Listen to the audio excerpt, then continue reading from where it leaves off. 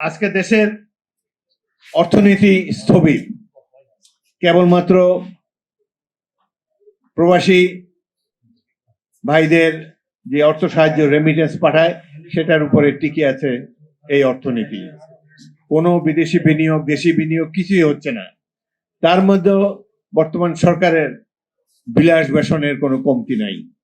Professor ইউনূসকে আমরা সম্মান করি, তিনি দেশের গৌরব, কিন্তু রাষ্ট্র চালনায় তিনি সফলতার মুখ এখনো দেখতে পাননি।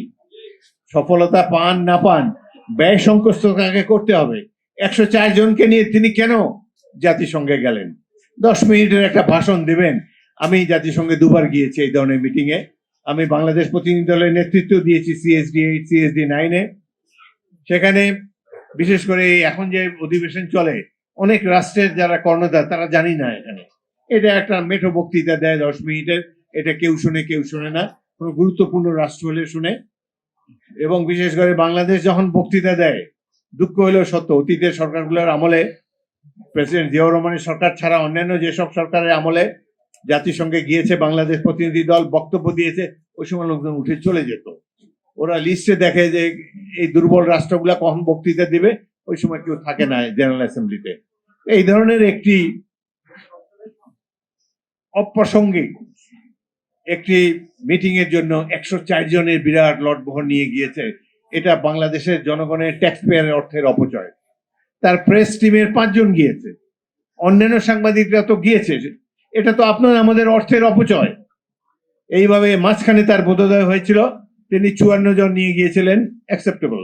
কিন্তু 104 জনকে নিয়ে এইভাবে পিকনিক করতে যাওয়া বাংলাদেশের মতো দুর্বল অর্থনীতির দেশের পক্ষে মানানসই নয়। দেশে আজকে গণতন্ত্র নেই বলে এরকম হচ্ছে।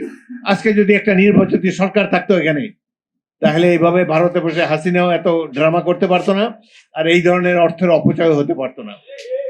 শেখ হাসিনা এর চাইতেও বেশি প্রতিনিধি দল নিয়ে বেড়াতে গিয়েছেন। কখনো দিনের পর দিন বাংলাদেশ বিমানের এয়ারক্রাফট, কখনো ফিনল্যান্ডে, কখনো ইংল্যান্ডে, কখনো যুক্তরাষ্ট্রে বসে আছে। মাহাথির মোহাম্মদ, তারপরে লি কুয়ান ইউ সিঙ্গাপুরের, এত সমৃদ্ধ রাষ্ট্রের যারা রাষ্ট্রনায়ক ছিলেন, তারাও নর্মাল এয়ারলাইনে ট্রাভেল করে।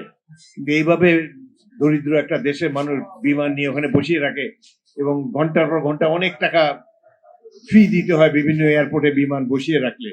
কিন্তু বাংলাদেশের মানুষ অত্যন্ত উদার চেতা, সাধারণ মানুষ সরকার কি করে এটা জানতেও পারে না অনেকে।